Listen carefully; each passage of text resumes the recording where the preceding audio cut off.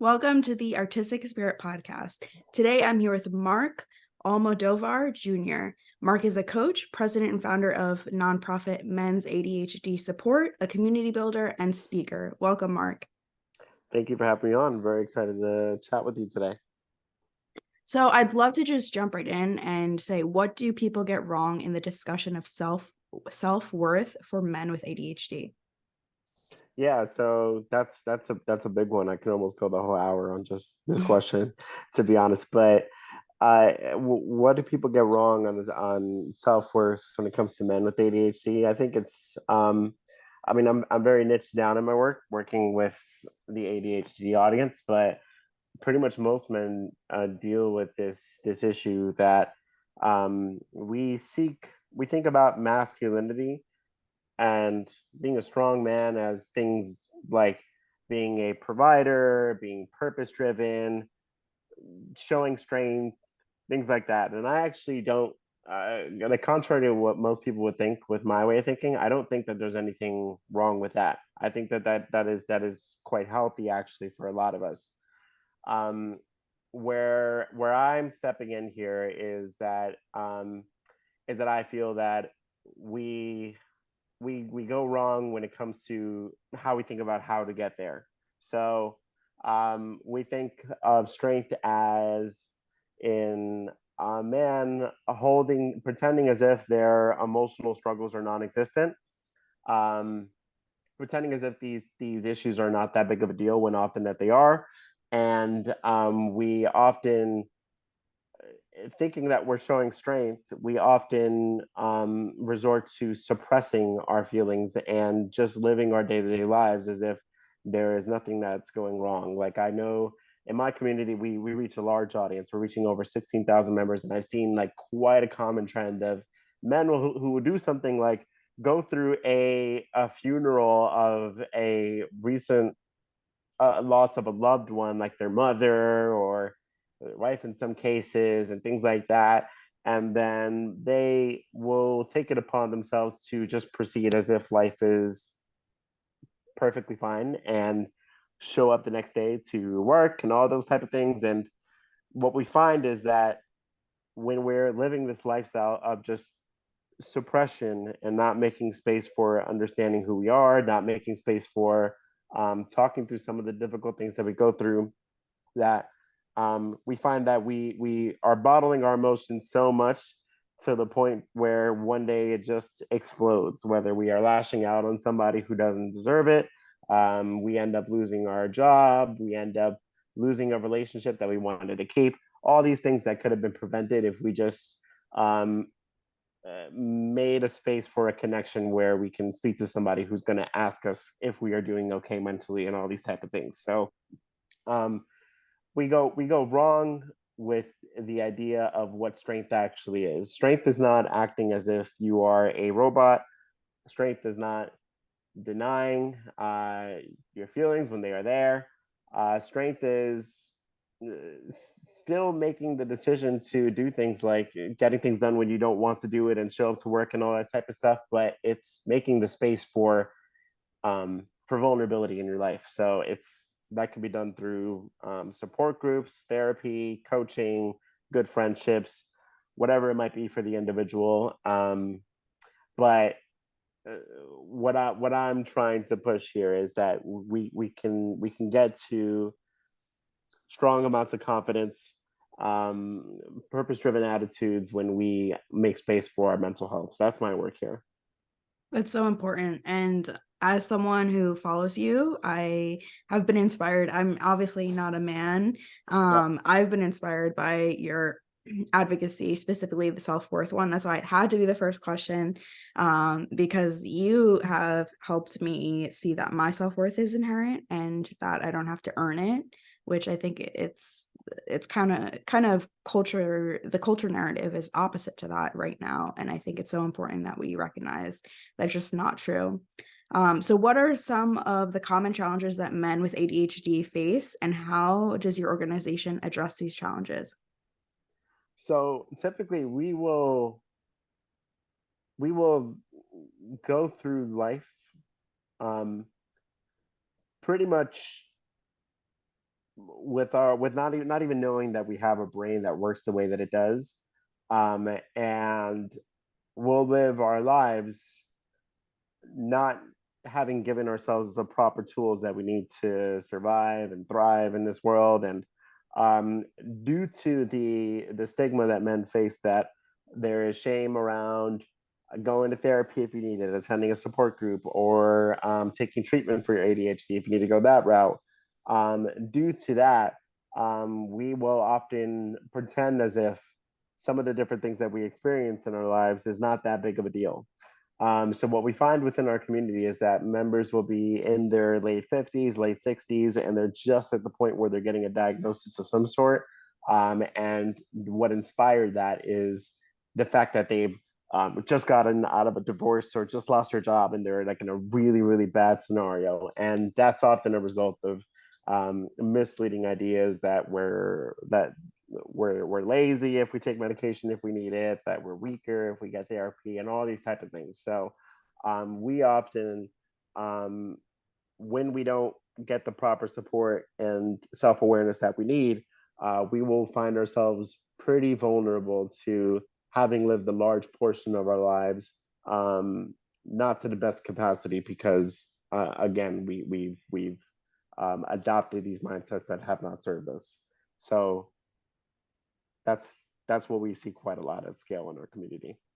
Yeah, I think it's really important that you talk about the mindset and stigma, because I've personally felt a lot of stigma from being on medication. I actually like detoxed my medication because of it, and I had a mental health relapse, and that like showed me the importance that it had in my life. And it's just like I see it as a way to help more people is by taking my medication, because it makes me stable in a way that I can be there for other people that I wouldn't be able to do if I wasn't taking medication. And I think like everyone agrees that like if you don't need medication, there's no need to take it. And I think there's a little bit of like this narrative that everyone's trying to push pills down people's throats, and it's not really like, I don't see it like that. I see it as just kind of like talking about the stigma that people who need it, like that it's not necessary for other people to tell them it's wrong, and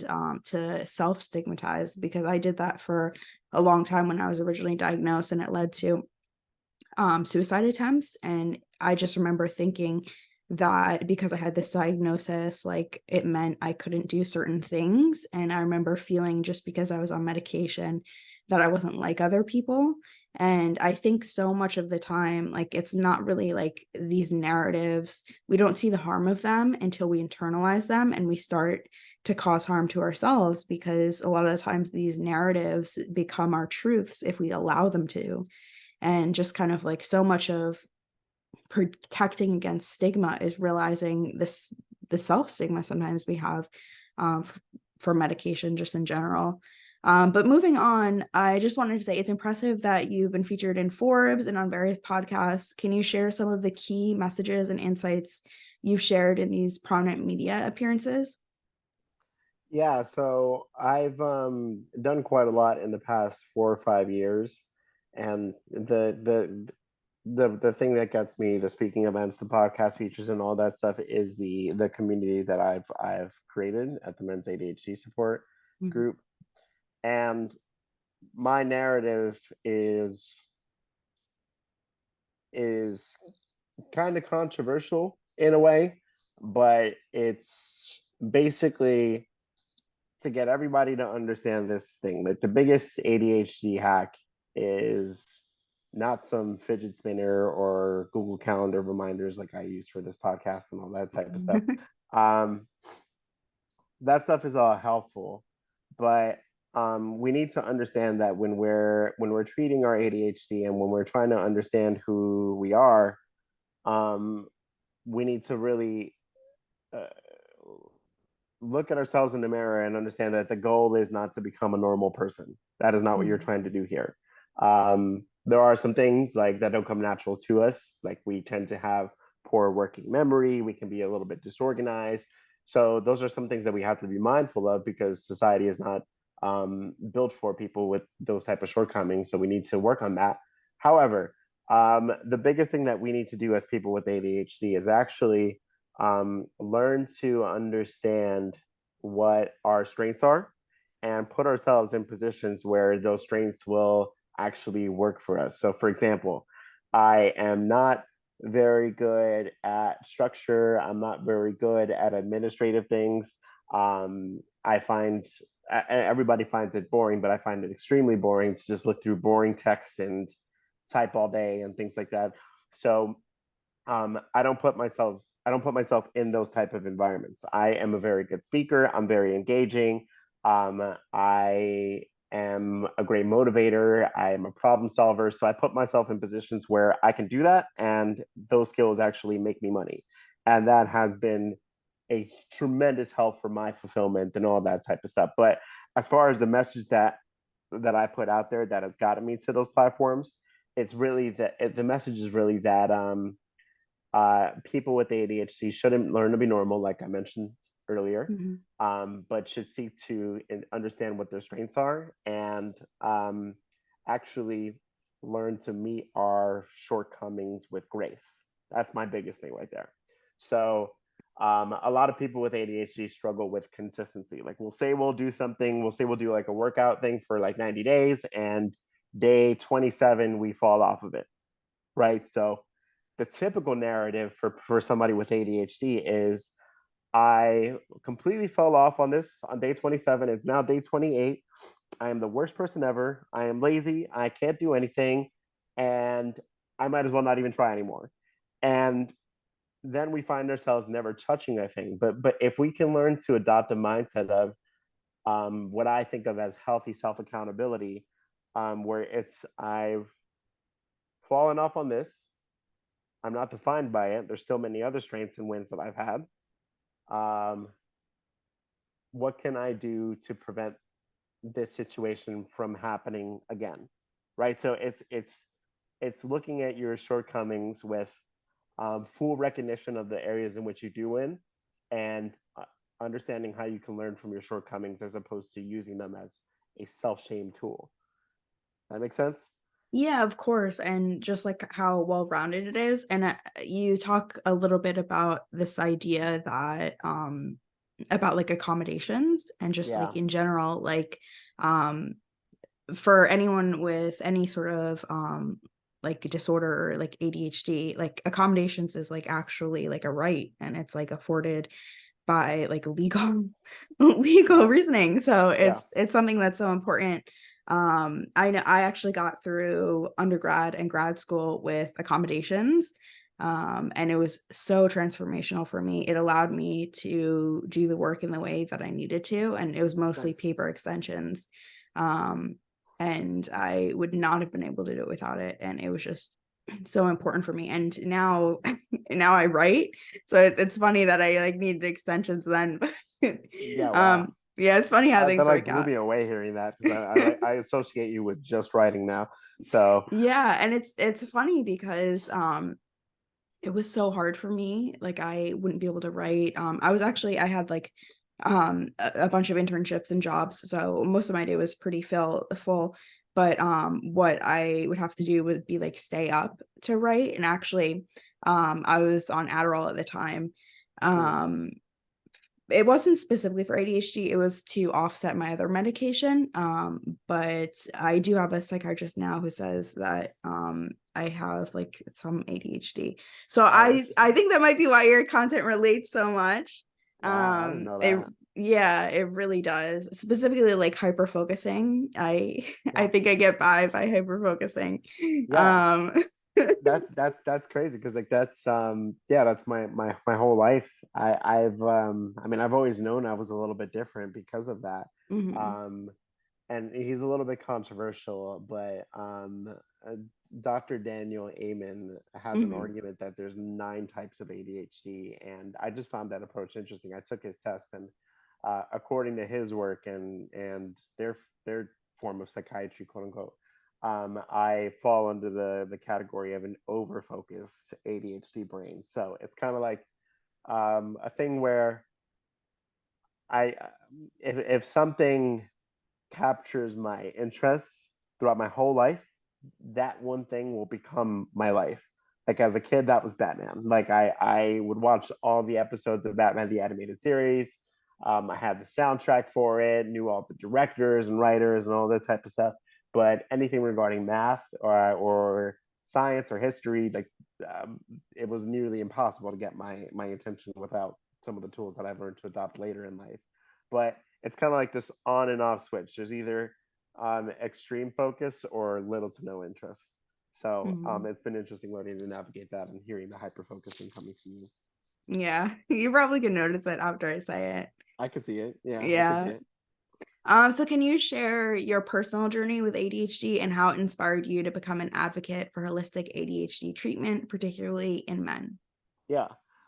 So it starts when from when I was a kid. I mean, my report cards would always say things like, um, Marc was there, but not really there. My brain pretty much lived in distraction. That's where all the hyperactivity was inside the brain, um, not so much physical.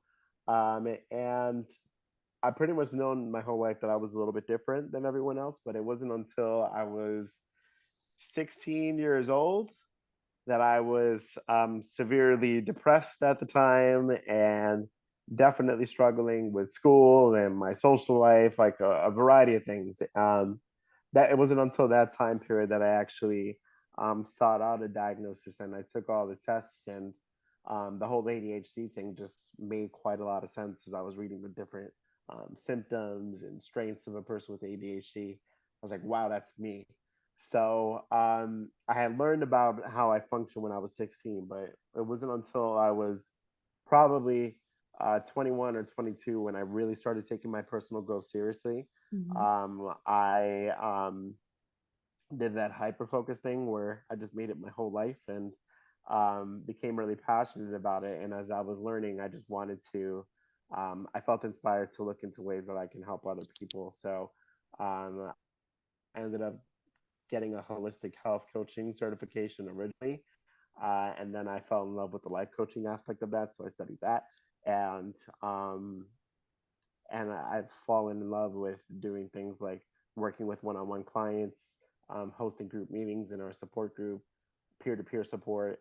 These are the type of things that I've absolutely fallen in love with, and it's so interesting how I ended up stumbling upon this work.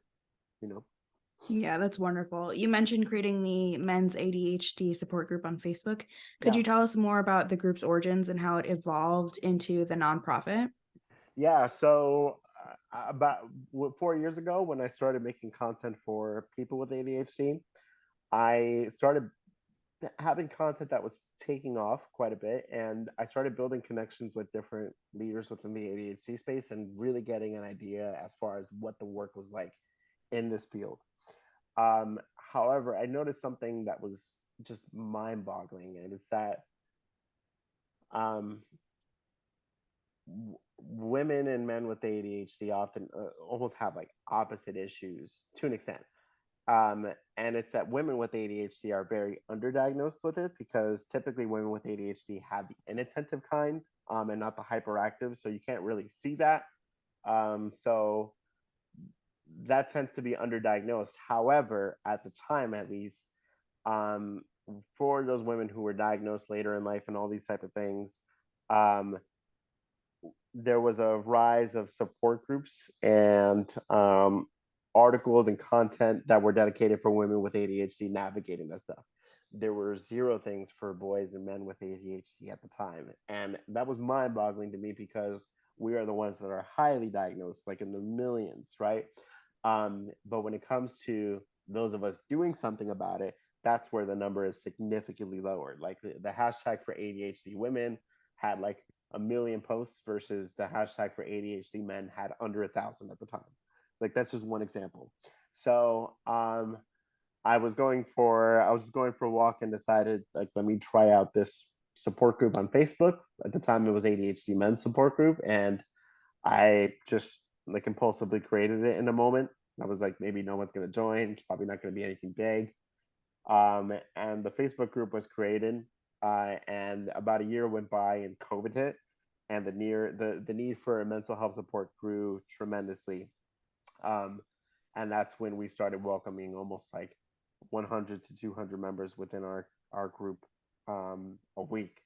So at that time, I partnered with John Hazelwood, who's the vice president of our organization, and we talked about how we can make this into an actual community. And we've grown so much since then.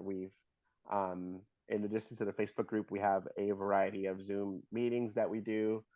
We're reaching over 16,000 members right now, which is really amazing. And we became a nonprofit organization with the idea of just furthering our support. Like, how can we do things like um, have strong online and in-person communities, renting out spaces for in-person meetings, travel costs for when we're speaking in front of people and spreading our message, things like that. The nonprofit organization was really just um, to to to take another step forward in the work that we were already doing, um, which has been great. So um, to summarize, we have a strong online presence now, and we have in-person chapters growing in New York City, Detroit, pretty much all over the country right now. So it's really cool. That's amazing. Changing the narrative about what it means to be a man with ADHD is a powerful mission. Could you elaborate on the stereotypes and stigma you aim to challenge and change in society? So the challenge is there's really two things. One, that if you're a man struggling with your mental health, that does not mean that you are less of a man. In fact, you actually doing the things that would support your mental health would would help you do the things that we associate with being a man. You'll be better in your career as a result. You'll make more money. You'll have better relationships as a result. All these things will be more likely to blossom if you take your mental health seriously. So understanding that breaking down the stigma towards that is helpful for you and your goals is huge. That's something that I want to spread. And yeah, I mean, the other thing is too is that we are not. I'm not going to sit here. I don't believe that ADHD is a gift. I understand where people are coming from when they're saying that type of dialogue, but um, just because we have a brain that works like this doesn't mean that we're broken. We have different skill sets and abilities, and we just need to put ourselves in environments where we can make those strengths work for us, not against us. That's awesome. Um, so how do you believe the stigma around mental health care in men can be effectively challenged or reduced, not only for those with ADHD, but for all men? More people speaking out, to be honest with you. I am a big believer, even with how our organization is run, that someone like me or John shouldn't be doing all the talking. We empower a variety of men with ADHD to come in and speak in our community. But if you're somebody who's like me, who's managed to make it onto the other side and has grown as an individual, um, anything that you can do to share that knowledge would be extremely beneficial. So I'm a big believer in voices and platforms like big organizations like Chad or ADA, like big nonprofits for people with ADHD, giving platforms for those of us who want to speak more on this subject. Because, I mean, recently, um, I was invited to speak at the International ADHD conference, and one of my favorite stories is someone who learned about the fact that I'm speaking there, and he's a young, like 16-year-old Puerto Rican kid that struggles with self confidence and all that stuff, and I see myself in him, right? And that is just like crazy cool for me, and I wish I had that when I was younger. So when we give platforms to these type of voices and when people actually speak up, we never know whose lives we're positively impacting.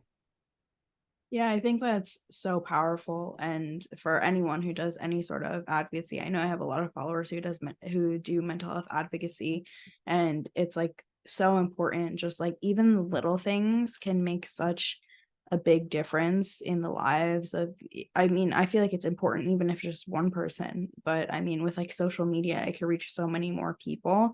That's just, it's really empowering. And specifically when I do advocacy, like suicide prevention advocacy, I think sometimes it can be like uncomfortable for people to share that content, Mhm. but like I always think like it's so important to share it even if you don't know who is suffering from it.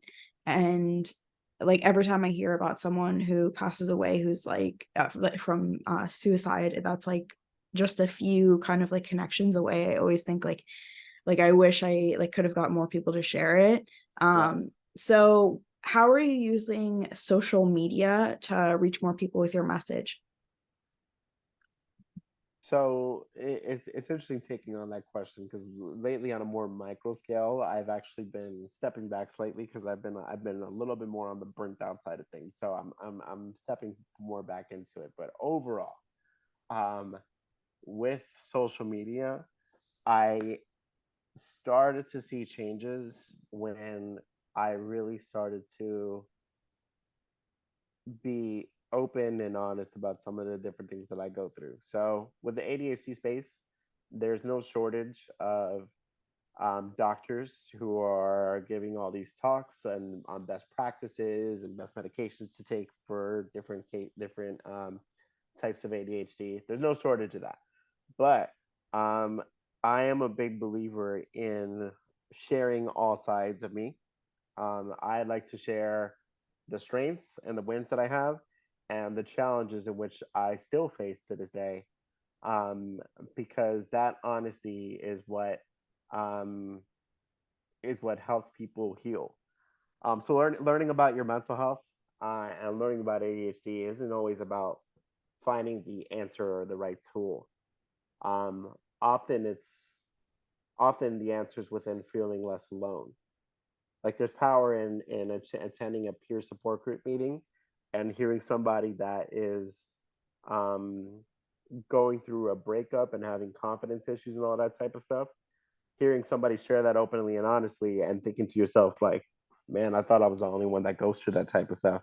um I'm not as crazy or as alone as I thought I was. Like that single thought right there is often the first step for somebody to actually start healing, right? So as far as my social media content goes, I aim to be fully me, as open as honest as possible, because that's how I'm actually going to reach the people that I want to have an impact on. Yeah, I think that's so powerful.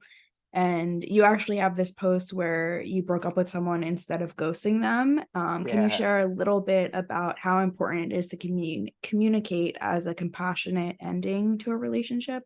yeah, definitely. But I'm going to give some a potential disclaimer before, where I have ghosted women in my past that I've dated, and it's often a thing that people with ADHD experience. So people with ADHD are forgetful quite a bit. Our working memory is not all that, so there is such thing as accidental ghosting. Mm. So that's the thing. However, um, this it's something that we want to be mindful of because ghosting can have such a negative impact on the person that is being ghosted. Typically, when we are ghosted as individuals, we will often um, use that, and it has an impact on our self worth. We feel that it's often things like we're not lovable. Did I do something wrong? Am I the worst person ever? Am I ugly? Do I not make enough money? Like all these type of things. And oftentimes, none of that is true. You're just not the right match for the individual, right? But that's the mindset that we adopt when we're ghosting. So I am a big fan of communication in this area. Um, not so in that particular post that you're talking about, it was a girl that I had been talking to for, I think, for about probably like 2 3 weeks at the time, and we had a date that was incoming, and I was just not looking forward to it, right? And I thought to myself, like, if I made the decision to pursue that, because she was really interested, and if I made the decision to pursue that, and we ended up in a relationship of some sort, my thought of disinterest would only grow and grow and grow. It would eventually lead to a breakup, and both of us will struggle with our mental health as a result. So, in that moment, I felt that it was best to make a decision to just send a text, like saying, like, hey, I think you're really nice, and it's been really fun talking to you. However, I just do not feel that this is going to work out. I hope you have a great rest of your day, and something along those lines. And that honestly was appreciated. Because like I said, we prevented a potentially bad thing from happening, and that's great. But there's nothing wrong if you don't like a person or if you're not interested. Um, there's nothing wrong with some direct communication here. In fact, the communication will be better than you just not saying anything. But you can say something that's open, that's honest, without offending the person. So like it's not to say that I think you're fucking dumb and I think this is a big fucking waste of my time. We don't want to say those type of things, but we can just be clear on how we're feeling and respectable of the person at the same time. Am I making sense? Yeah, and I think something that's so important that you said is that you have ghosted people in the past and then you didn't now. And I think it shows so much change, courage, and inner work. And I think Yeah. kind of like the point behind this question is like for people who would ghost, for them to like think through like that it's okay to be courageous and it's okay to have honest communication. And if someone doesn't accept that, obviously they're not the person, like you should be happy that they're not the person you're going to end up with because you already know it wouldn't be healthy, but that all of us can choose to make a change at any point in our life and that we can do that in our relationships with other people. And I think that's really powerful. Yeah. And you talk a lot about healing and inner work, and I'd love to just get a little bit from you on what does it feel like when you have done the inner work on yourself, when you have done the healing work, and you can actually sit down with other people, or whether it be through speaking, through coaching, Hmm. and actually impact them with the insight that you've gained through your own experience. Yeah, it's super fulfilling. I mean, recently, um, my middle school teacher, who I hadn't seen in like 16, like 15 years, recognized me and um, he had talked about how he had because he we have a mutual connection and they shared with him like the work that I do and all that type of stuff. And I was connecting with him and he invited me to do a speaking event at the middle school that I went to, talking about like gaining self confidence and appreciating yourself, all these type of things. And that's fulfilling. I mean, I don't know how else to describe it. It's awesome to be able to share what you've learned and to um, prevent somebody else going through some of the similar struggles that you might have went through. Um, so I love every second of doing that. It's an affirmation that I've done the right things, and I'm thankful for any platform in which I get to do that. You know, so it's great. Yeah. It's a reflection. It's like a mirror being held up, saying this is how far you've come. Where not only are you doing better for yourself in your life, but you're spreading the wealth and you're helping other people do well for themselves too. Yeah, I asked because I feel like I can't describe it, like, when I do that for other people, but it's something that when I see people struggling, I wish they could recognize that they could do the inner work and even help other people heal in the same way in the future. Not that everyone should or that it's everyone's responsibility, but just that you can be so stuck in a, a thought pattern or a mindset that's unhealthy or negative situations, and just to know that like it doesn't have to like define you forever, and that you can like actually use it to make a difference in other people's lives is something that I really wish I could just share with more people and describe it in a way that people feel like it's possible for them. So that's why I asked that question, because it is something Yeah. that I think about a lot. But being a dynamic public speaker, what are the key messages you want to convey when speaking to audiences about ADHD and mental health? And how do you connect with your listeners?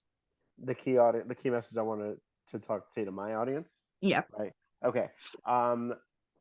That understanding that navigating something like ADHD is a challenge, right? Not to have a victim mentality about it, but we'll get to solutions in a second. But ADHD can be something that impacts our financial well-being, our careers, our relationships. It's beyond just a focus or hyperactivity issue. It can impact our whole lives if we don't take it seriously. So understanding that ADHD is a big deal. Um, but as you take on these challenges of learning about how your brain works, finding the proper treatment for you, all these type of things, um, understanding that there are tons of people who are looking to do the same for themselves, and the ride is much better when we seek community and find other individuals who understand us and get us, and even better if we have individuals who can help us and guide us. um, but us human beings, I mean, we all have different levels of um, wants when it comes to social interaction, but for the most part we are social creatures and we do benefit from being around our people. So I would say that um, understanding your ADHD is a big deal, and navigating it is significantly easier when you put yourself around other people who want to see you win and help you grow and are on a similar path. That's so powerful. And I think that message will help so many people. So, as a certified life coach, what strategies or techniques have you found to be particularly effective in helping men with ADHD lead more fulfilling lives? Listening, to be honest with you, like with my coaching sessions, I mean, a lot of it is very deep and intuitive. My meeting styles are very much so peer to peer support. I've never attended an Alcoholics Anonymous meeting, but I've been told by people who have attended them that my meeting style is very similar to that. But um, oftentimes, and you've done therapy and you've been coached yourself, but you know those moments where we're speaking about things and it's not till we're speaking about it that we realize like what the answer is. We're like, oh shit, if we actually know what to do, we just never really explored it. um, but providing that space is really really important, and you having someone in your life that will give you that is huge too. But yeah, having someone that can be a listening ear is something that is a tremendous benefit. I'm in therapy myself. I go to therapy once a month, and the growth I've experienced from that has been tremendous. So um, speak about your problems and seek to understand them and solve them, and don't do it on your own. Get somebody in who will be a great support for you there. I love that. And I love how so much of your work is in community, because I think Yeah. communities are so important, not just like for people who are going through something, but specifically for anyone. I think it's so ingrained in who we are as humans that like everyone needs it, and that's just even that more powerful when we have like a shared kind of like phenomena we're going through, to put it in kind of a strange way, but yeah. Can you discuss the importance of vulnerability in the context of your men's ADHD support group and how it contributes to the growth and well-being of its members? Yeah, it's kind of like what I mentioned earlier. Like, we'll experience members who are apologetic about using the support group meetings that we do as like a venting space. But what they don't realize is that when they're sharing so openly and honestly, we see multiple members like heads nodding at the same time, like saying like, "Yep, I go through that too." And that's helpful for because these people feel less alone and feel understood for the first time in their lives. So um we need to understand that masking and pretending to be someone that we're not is something that's exhausting, it's unsustainable, and it's one of the leading causes of us burning out. So um, having a space where you can actually take off that mask and be fully yourself is something that is incredibly healing, and will benefit you tremendously in multiple areas of your life because you'll have more energy, you'll be more fulfilled as a result, all these type of things. So um, it's not that we're being vulnerable. I mean, like if you're a pilot, like it's probably best for you to focus on successfully landing the plane and all this type of thing. So there's time and space, right? But what I'm saying is just to regularly create and have that safe space for yourself. I hope that answered your question. Yeah, it did. And I think how you say about that part about when people kind of like show up as who they truly are, other Yep. people, like it gives them permission to do the same. Right. And I've been in so many situations where I might not think about something, whether it be like in therapy or in like community. Like I might not think about something that I'm going through like all the time or consciously, but I'll hear someone else say something and it'll be like, oh, you know what? Like I relate to that. And there's so much power in seeing ourselves in other people. And specifically when I do content, I get really personal because I know the only way that other people will see themselves in me is if I'm personal with my content Yep. and if I share in the way that people would think things to themselves. And I think that's very disarming. And so much of the time, people won't tell you what they're going through, but they will tell you if you're going through something, you're honest about it, and they'll be more willing to say that. Like, so I know people who would like say something in a comment that they wouldn't say in a post on their page. And I think it's like so interesting about how like sometimes when we talk about like our struggles, how it's like not always seen as acceptable to like share our struggles with other people, but Right.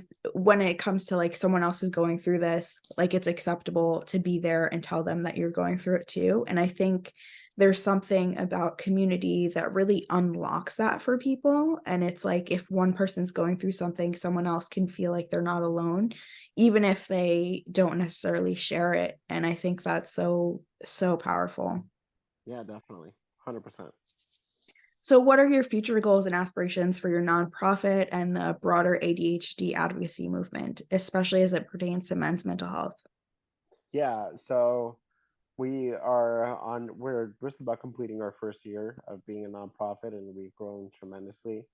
I would say for a future goal is, one, I really want to make this, because we're still in the startup stages of being a nonprofit. We're not a fully grown business yet. There's some opportunities that we have that will be largely influential in changing that in the upcoming future. But really, I just want to make this a space where we are creating more than just an online impact, but a strong in person one as well.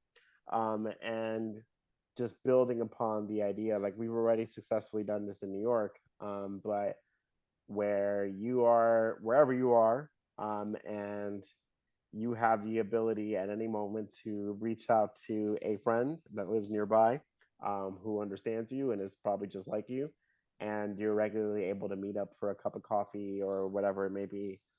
That type of impact is something that we want to um, reach at more of a global scale. We're starting to get there, but we've got some work to do. But yeah, it's just to further our reach and impact, and have more spaces all throughout the world.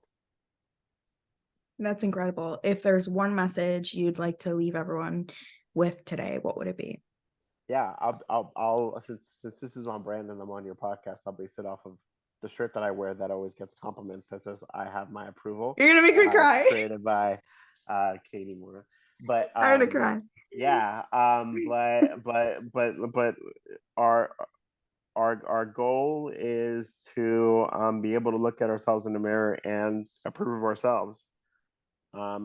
We are no less worthy than the we're not, it's not fair to ourselves to compare ourselves to somebody who makes it look like they have their lives all together on social media. They all have problems of their own, but understanding that our shortcomings are not something that has to define us, and we are worthy of looking ourselves in the mirror and having strong self-confidence. Yeah, that message means so much to me because when I made it, I felt like I wasn't good enough for Yeah. someone I was dating at the time. And he just didn't approve of like my mission and how I did so many things that were like so kind of like selfless. And he was like just the opposite, like very materialistic and greedy. And he was also like very verbally abusive. And he just made me feel like horrible about myself. And I really like when I wear that shirt every time, it reminds me that like I'm on the path that's meant for me, that my decisions are only to empower me and that I don't have to have anyone's approval. So that is one of the messages that hits the deepest. So Yeah, it so gets thank you so much. it gets compliments all the time whenever I wear that. So yeah, Thank you so much. Thanks for being on Artistic Spirit today. of course, this is super fun. Thank you for giving me this platform.